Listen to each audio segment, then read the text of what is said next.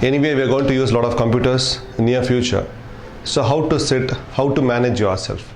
The first thing comes the distance and the height. Distance is normally around 2 feet, roughly about an arm's length.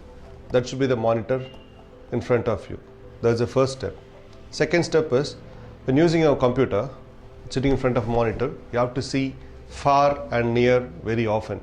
You have to face the longer side of the wall of the room so that you can see far and near very frequently.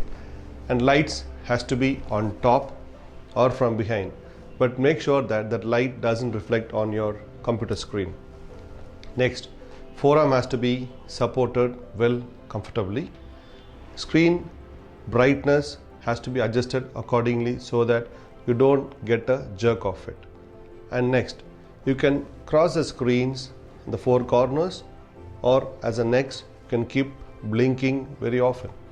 Even a plain water bottle need not be kept near you. It can be kept aside so that you can go walking to and forth. These all are simple computer screen saving tips. Even using a laptop or an ordinary iPad with a mobile, it needs a stand so that you don't press like this and hurt your neck and eyes. It could be like this. Even if you don't have a stand, arrange some books, then keep it straight. That could be a lot easier for you.